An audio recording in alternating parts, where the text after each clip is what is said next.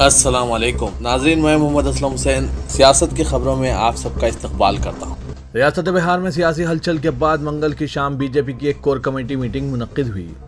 ज़राए के मुताबिक मरकजी वज़ीर दाखिला अमित शाह और पार्टी सरबराह JP नड्डा की क़यादत में इस मीटिंग में रियासत में पोल खोल नीतीश कुमार के मौजू पर कई रैलियां मुनक्किद करने की बात की गई है। बीजेपी के रियासती सदर संजय जायसवाल ने कहा कि मीटिंग में बिहार के तमाम मसाइल पर बातचीत हुई है। JDU और RJD को निशाना बनाते हुए जायसवाल ने कहा कि ये एक ऐसा इत्तेहाद है जो आवाम को धोखा दे रहा है। लालू राज की वापसी के लिए इत्तेहाद हो रहा है। लालू राज को पिछले दरवाजे से वापस लाने की कोशिश की जा रही है। उन्होंने कहा कि हम इसकी मुखालिफत करेंगे। वज़ीर-ए-आज़म नरेंद्र मोदी की क़यादत में 2024 में रियासत में 35 से ज़्यादा लोकसभा सीटें बीजेपी जीतेगी। जम्मू कश्मीर कांग्रेस की इंतखाबी मुहिम कमेटी के चेयरमैन गुलाम नबी आज़ाद ने इस्तीफा दे दिया है।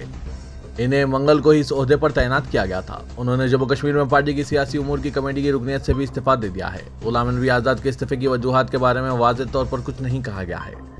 पार्टी सदर सोनिया गांधी ने यह अहम जिम्मेदारी 47 साल वानी के साथ साथ 73 साल सीनियर लीडर आज़ाद को इंतखाबी मुहिम कमेटी के सरबराह के तौर पर दी थी। Congress general secretary KC Venugopal की तरफ से जारी करदा एक रिलीज के मुताबिक सोनिया गांधी ने जम्मू कश्मीर कांग्रेस कमेटी के लिए इंतखाबी मुहिम कमेटी और सियासी उमूर की कमेटी समेत 7 कमेटियां भी तश्कील दी थी। सुप्रीम कोर्ट ने कहा कि मुसलमानों में तलाक़ एहसन जो 3 माह तक हर माह एक बार दी जाती है तलाक़ सलासा जैसी नहीं है और ख़वातीन के पास खुला का इख्तियार मौजूद है। इस्लाम में मर्द तलाक़ दे सकता है और औरत खुला ले सकती है। जस्टिस SK कौल और जस्टिस MM सुंदरेश पर मुश्तमिल बेंच ने कहा कि मियाँ बीवी का निभा ना हो पा रहा हो तो अदालत भी दस्तूर के आर्टिकल 142 के तहत तलाक मंजूर कर सकती है। सीनियर वकील पिंकी आनंद ने दरख्वास्त गुजार बेनज़ीर हिना की तरफ से पेश होते हुए कहा कि सुप्रीम कोर्ट ने तलाक सलासा को गैर दस्तूरी करार दिया लेकिन तलाक एहसन को यूं ही छोड़ दिया। सुप्रीम कोर्ट आइंदा समाअत 29 अगस्त को करेगी। INS के बमुजिब सुप्रीम कोर्ट ने ज़बानी कहा कि मुसलमानों में तलाक एहसन पहली नज़र में इतनी मुनासिब नहीं है। अदालत नहीं चाहती कि किसी और वजह से ये एजेंडा बने। अलहदा इत्तला के मुताबिक सुप्रीम कोर्ट ने मंगल को कहा कि बादिल नज़र में मुसलमानों में तलाक के लिए तलाक एहसन का रिवाज गैर माकूल नहीं लगता। बिहार में 31 अरकान assembly बशमुल deputy chief minister Tejashwi Yadav के भाई तेज प्रताप वुज़रा की हैसियत से हलफ लिया है। हस्ब तौक़िया RJD को रियासत की सबसे बड़ी जमात होने की वजह से वजारतों में बड़ा हिस्सा मिला। मंगल को राजभवन पटना में हलफ लेने वाले वुज़रा में 16 का ताल्लुक RJD से और 11 का ताल्लुक नीतीश कुमार की जनता दल यू से, 2 कांग्रेस के, 1 जितिन राम मांझी की हिंदुस्तानी अवामी मोर्चा और 1 आज़ाद उम्मीदवार है। जनता दल यू से हलफ लेने वालों में विजय कुमार चौधरी और दूसरे हैं। गुजरात में बिल्किस बानो के शौहर याकूब रसूल ने कहा कि वो 2002 के गुजरात फसादात के दौरान बिल्किस बानो की इज्तिमाई इस्मत दरी और इनके ख़ानदान के 7 अफराद के कत्ल के जुर्म में उम्र कैद की सज़ा काट रहे तमाम 11 कसूरवार की रिहाई की खबर से सख्त सदमे में हैं। याकूब रसूल ने बताया कि वो पीर को हुई इस पेशरफ पर तबसरा नहीं करना चाहते। उन्होंने कहा कि इस वाक़े के 20 साल बाद भी इनकी अहलिया और 5 बेटों के पास रहने के लिए कोई मुस्तकिल जगह नहीं है। कांग्रेस पार्टी के रियासती अक़लियती मोर्चे के सदर शाहनवाज आलम ने बिल्किस बानो मामले पर मीडिया से बात करते हुए कहा कि बिल्किस बानो केस को मुंबई इसलिए मुंतकिल किया गया था क्योंकि गुजरात में इंसाफ मिलने की उम्मीद नहीं थी। इससे वाज़ेह होता है कि गुजरात हुकूमत की मंशा थी कि इन मुजरिमों को सज़ा ना मिले, लेकिन अब गुजरात ही इन मुजरिमों को मुआफ़ी पॉलिसी के तहत रिहा कर रही है जिससे अवाम का एतमाद अदालत से ख़त्म हो जाएगा। उन्होंने कहा कि सुप्रीम कोर्ट का वाज़ेह हुक्म है कि उम्र कैद की सज़ा का मतलब आखिरी सांस तक सज़ा होती है। नेचर ऑफ क्राइम या माफ़ी पॉलिसी इनके लिए होती है जिसका जुर्म बहमाना ना हो। इन सभी मुजरिमों ने बहमाना तशद्दुद किया था और माँ के पेट से हमल निकालकर नौज़ादा को नेज़ पर उछालकर कत्ल करने से ज़्यादा बहमाना जुल्म व तशद्दुद और क्या हो सकता है। उन्होंने अगर ऐसे ही मुजरिमों को रिहा करने का ट्रेंड जारी रहा तो अवाम में अदालत से मुतालिक एतमाद ख़त्म हो जाएगा। जमीयतुल उलमा हिंद के सदर मौलाना अरशद मदनी ने दारुल उलूम देवबंद में यौम आज़ादी की तकरीब से खिताब करते हुए कहा कि आज़ादी ही नहीं मुल्क की कोई भी तारीख हिंदुस्तान के उलमा इकराम के जिक्र के बगैर मुकम्मल नहीं हो सकती। उन्होंने कहा कि हमारे अकाबिरीन और उलमा ने आज़ादी वतन का सूर तब फूका था जब दूसरी कौमें सो रही थी। हिंदुस्तान की आज़ादी की तहरीक उलमा और मुसलमानों ने शुरू की थी और आवाम को ग़ुलामी का एहसास उस वक्त कराया था जब इसके बारे में कोई सोच भी नहीं रहा था। मौलाना मदनी ने यह भी कहा कि हम मुल्क की असल तारीख से दानिस्ता चश्म पोशी करने वालों को यह भी बताना चाहते हैं कि जाबिर अंग्रेज़ हुक्मरानों के ख़िलाफ़ बगावत करने वाले ये हमारे अकाबिरीन ही जिन्होंने काबुल में एक जिलावतन हुकूमत कायम की थी और इस हुकूमत का सदर एक हिंदू राजा महेंद्र प्रताप सिंह को बनाया गया था, क्योंकि हमारे अकाबरीन मजहब से बालातर होकर महज इत्तेहाद और इंसानियत की बुनियाद पर इस मुल्क को गुलामी की जंजीरों से आज़ाद कराने के हक में थे। वो इस हकीकत से बखूबी वाकिफ थे कि हिंदू और मुसलमानों को एक साथ लाए बगैर यह ख्वाब पूरा नहीं हो सकता था। केरला के गवर्नर और मुसलमानों के खिलाफ मुतनाज़ा बयानात देते रहने के लिए मशहूर आरिफ मोहम्मद खान ने सलमान रश्दी की गुस्ताखाना किताब पर हिंदुस्तान में पाबंदी ख़त्म करने की वकालत की है।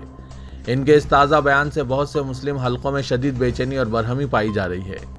अंग्रेज़ी रोज़नामा इंडियन एक्सप्रेस को एक खुसूसी इंटरव्यू में आरिफ मोहम्मद खान ने सलमान रश्दी की गुस्ताखाना किताब शैतानी आयत पर पाबंदी को वोट बैंक की सियासत करार दिया और दावा किया कि इसके ज़रिए कौमी मफादात को नुकसान पहुँचाया गया। जब इनसे सवाल किया गया कि आया सलमान रश्दी की किताब पर हिंदुस्तान में पाबंदी ख़त्म की जानी चाहिए, तो इनका जवाब हाँ में था। वाज़ है कि न्यूयॉर्क में सलमान रश्दी पर कातिलाना हमले के बाद इसकी गुस्ताखाना किताब के बारे में एक बार फिर से बहस छिड़ गई है। कर्नाटक के शिवमोगा में यौम आज़ादी के मौके पर मुबैना तौर पर सावरकर के पोस्टर को हटाकर टीपू सुल्तान का पोस्टर लगाने पर तनाज़ा हो गया। इस दरमियान एक शख्स को चाकू मारकर जख्मी कर दिया गया था। विनायक दामोदर सावरकर और मैसूर के हुक्मरान टीपू सुल्तान का पोस्टर लगाने के हवाले से दो फरीकों के दरमियान पीर को हुए तनाज़े के बाद इंतजामिया ने यहां हुक्म इम्तनाई नाफिज कर दिया था। पुलिस ने मुबैना तौर पर चाकू मारने के इल्ज़ाम में 4 लोगों को गिरफ्तार किया है।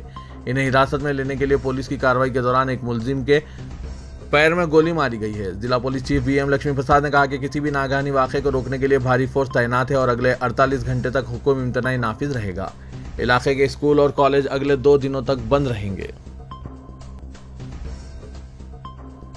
सऊदी अरब की किंगडम होल्डिंग कंपनी के मालिक और अरबपति शहजादा अल वलीद बिन तलाल ने रवां साल फरवरी और मार्च के दरमियान 3 बड़ी रूसी एनर्जी कंपनियों में $50 करोड़ से ज़्यादा की सरमायाकारी की है।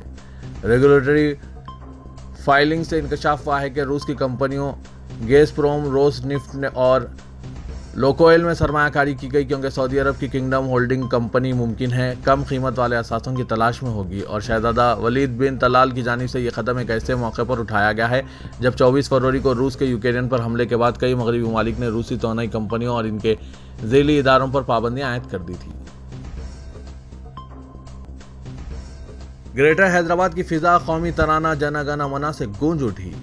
आज़ादी की 75 साल तकारीब के ज़िमन में रियासत गिर सतह पर हुकूमत ने इज्तिमाई तौर पर कौमी तराना पढ़ने का एहतमाम किया था। हैदराबाद और रियासत के हर ज़िले के गांव-गांव में आवाम ने जोश खरोश का मुजाहरा करते हुए इस प्रोग्राम में हिस्सा लिया और एक ही वक्त यानी सुबह 11:30 बजे दिन कौमी तराने की गूंज से फिजा मामूर हो गई। स्कूली तलबा, सियासी पार्टियों और रज़ाकाराना तंजीमों की जानिब से तिरंगा रैलियों का एहतमाम किया गया। हैदराबाद में इस प्रोग्राम की खुसूसियत यह थी कि कई इलाकों में दीनी मदरसों के तलबा रैली की शक्ल में इस प्रोग्राम में शिरकत के लिए पहुंचे। कौमी परचम को लहराते हुए दीनी मदरसों के तलबा की रैलियों ने आवाम को काफ़ी मुतासिर किया। शहर के कई अहम चौराहों पर दीनी मदरसों के तलबा ने इज्तिमाई तौर पर कौमी तराना पढ़ा। आवाम बिलखुसूस नई नस्ल को जद्दोजहद आज़ादी की तारीख़ और मुजाहिदीन आज़ादी की कुर्बानियों से वाकिफ़ कराने के लिए हुकूमत ने 22 अगस्त तक मुख्तलिफ प्रोग्रामों का फैसला किया है। रियासती वज़ीर बल्दी नज़्वनस केटिया ने वज़ीर-ए-आज़म नरेंद्र मोदी की जानिब से मुल्क के आइंदा 25 साल के लिए 5 अहदाफ का तयीन करने को मज़ाक़ ख़ैज़ करार देते हुए कहा कि माजी में जो निशाने मख्तस किए गए थे इसका क्या हुआ, वो इस्तिफ़सार किया। एक ट्वीट करते हुए केटिया ने कहा कि वज़ीर-ए-आज़म नरेंद्र मोदी ने माजी में ऐलान किया था कि 15 अगस्त 2022 तक भारत कई कामयाबियाँ हासिल करेगा। कितने वादे किए गए थे और कितने वादों को पूरा किया गया। वज़ीर-ए-आज़म मुल्क के अवाम से इसकी पहले वजाहत करें। गुज़िश्ता रोज़ वज़ीर-ए-आज़म ने लाल किले की फसिल से खिताब करते हुए आइंदा 25 साल में हिंदुस्तान को तरक्की याफ्ता मुल्क बनाने पंचपरान 5 अहदाफ मुकर्रर किए थे। केटिया ने कहा कि वज़ीर-ए-आज़म ने जिन 5 अहदाफ का जिक्र किया है वो बेहतरीन है, ताहम 15 अगस्त 2022 के लिए माजी में जो निशाने मख्तस किए गए थे इसको खुद वज़ीर-ए-आज़म नरेंद्र मोदी ने नज़रअंदाज कर दिया है। रुकन पार्लियामेंट हैदराबाद और सदर मजलिस इत्तेहादुल मुस्लिमीन असदुद्दीन ओवैसी ने गुजरात फसादात में 5 माह की हामिला खातून बिलखुस बानो की 11 मुजरिमीन को माफ़ी के तहत रिहा करने गुजरात हुकूमत के फैसले की सख्त मजम्मत की है। असदुद्दीन ओवैसी ने हुकूमत से मुतालबा किया कि इस तरह के संगीन जुर्म में मुलविस मुजरिमीन को हरगिज़ रिहा नहीं किया जाना चाहिए, इनकी मुआफ़ी को मनसूख किया जाना चाहिए। ओवैसी ने दारुस्सलाम में सहाफ़ियों की जानिब से मुख्तलिफ सवालात के जवाब में यह बात बताई। असदुद्दीन ओवैसी ने कहा कि बिलखिस बानो की इस्मत रज़ी और दीगर अफराद का कत्ल करने वाले खुद इसके पड़ोसी थे। बिलखिस ने खुद इनसे चूड़ियाँ खरीद कर पहनी थी और इन्हें चचा कहती थी। इस घिनौने जुर्म की तहकीकात के सिलसिले में जब पुलिस मुजरिमीन का साथ दे रही थी और डॉक्टर्स भी हक़ाइक़ को छुपा रहे थे तो बॉम्बे हाई कोर्ट ने इन पुलिस अहदेदारों और डॉक्टर्स को भी सजा दी थी। बिल्खुस बानो के शौहर ने जो तवील कानूनी जद्दोजहद की, इसे वो सलाम करते हैं। ओवैसी ने कहा कि इस कदर घिनौने जराइम के बाद इन्हें मुआफ़ी के तहत रिहा किया जा रहा है। इससे यह ज़ाहिर होता है कि बीजेपी सिर्फ एक ही मजहबी तबके के ख़वातीन को बाइख्तियार बनाने की बात करती है। जहाँ मुस्लिम ख़वातीन की बात आती है वो लोग भूल जाते हैं। कौम इस वक्त आज़ादी का 75वां जश्न मना रही है। वज़ीर आज़म नरेंद्र मोदी ने लाल किले से ख़वातीन की इज़्ज़त और इन्हें बाइख्तियार बनाने की बात की। इसके बावजूद बीजेपी हुकूमत का ये इक़दाम और इनकी हरकतों को मुल्क देख रहा है। ओवैसी ने कहा कि हम इसकी सख्त मजम्मत करते हैं। रुकने पार्लियामेंट हैदराबाद असदुद्दीन ओवैसी ने सदरनशीन Telangana state road transport corporation Baji Reddy Govardhan रुकने असेंबली निज़ामाबाद रूरल को मौसूमा मकतूब में निज़ामाबाद जिले के बशमूल रियासत भर में आरटीसी बसों, bus stops, bus stand, platforms, RTC दफातर के साइन बोर्ड्स पर उर्दू ज़बान में भी तहरीर आवाज़ा करने की ज़रूरत पर जोर दिया। असदुद्दीन ओवैसी ने अपने मकतूब में कहा कि उर्दू को रियासत तेलंगाना की दूसरी सरकारी ज़बान का दर्जा दिया गया है। ताहम यह देखा जा रहा है कि रियासत तेलंगाना के मुख्तलिफ बस स्टॉप्स, आरटीसी दफातर, बसों, प्लेटफॉर्म्स पर आवेज़ा साइन बोर्ड्स उर्दू ज़बान में तहरीर नहीं की गई है, जिसके बाद कसीर तादाद में उर्दूदान तबके को साइन बोर्ड पढ़ने में काफ़ी दुश्वारियों का सामना करना पड़ रहा है। ज़िला निज़ामाबाद के बशमूल कई अजला में उर्दूदान तबके की काबिल लिहाज तादाद आबाद है। असदुद्दीन ओवैसी ने सदरनशीन तेलंगाना आरटीसी से इस खुसूस में अमली इक़दामात का मशवरा दिया। वज़ीर आला तेलंगाना के चंद्रशेखर राव ने कहा कि तेलंगाना के सबसे बड़े दुश्मन वज़ीर आज़म नरेंद्र मोदी है। विकाराबाद में इंटीग्रेटेड जिला कलेक्ट्रेट की इमारत का इफ्तिताह करने के बाद जलसे आम से खिताब करते हुए केसीआर ने मरकज़ की नरेंद्र मोदी हुकूमत को शदीद तनकीद का निशाना बनाया। उन्होंने कहा कि मरकज़ी हुकूमत की वजह से ही अब तेलंगाना को दरियाओं का पानी नहीं मिल रहा है। उन्होंने कहा कि दरिया कृष्णा के पानी को विकाराबाद, टांडोर और पड़गी असेंबली हल्के के खेतों को सरबराह करने की वो जिम्मेदारी कबूल करते हैं। उन्होंने कहा कि विकाराबाद जिले के अवाम से इंतखाबात के दौरान उन्होंने जो भी वादे किए थे वो तमाम पूरे किए गए हैं। चीफ मिनिस्टर ने कहा कि बीजेपी पर भरोसा नहीं किया जा सकता, इन पर भरोसा करने वाले धोखे का शिकार होते हैं। वज़ीर बल्दी नज़्म व नस्क केटी रामाराव ने गोधरा की सब जेल से बिल्किस बानो की इस्मत रेज़ी और अरकान ख़ानदान के कत्ल जैसे घिनौने जुर्म में मुलविस 11 मुजरिमीन की मुआफ़ी के तहत रिहाई पर तबसरा करते हुए कहा कि वज़ीर आज़म नरेंद्र मोदी एक तरफ ख़वातीन की इज़्ज़त और एहतराम का भाषण देते हैं, जबकि इनकी हुकूमत का काम यह है कि वज़ीर आज़म की तकरीर के बाद बिल्किस बानो की मासूम बच्ची और इसके 4 अरकान ख़ानदान का कत्ल करने वालों को रिहा कर दिया जाता है। गुजरात हुकूमत मुआफ़ी के इख्तियार के तहत इस्मत रेज़ी करने वाले मुजरिमों को रिहा कर रही है। उन्होंने कहा कि वज़ीर आज़म नरेंद्र मोदी की रियासत ने बहुत बेहतरीन मिसाल कायम की है।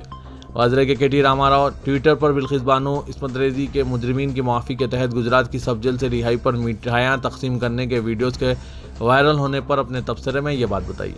उन्होंने इस वायरल वीडियो को रीट्वीट करते हुए अपना तबसरा किया।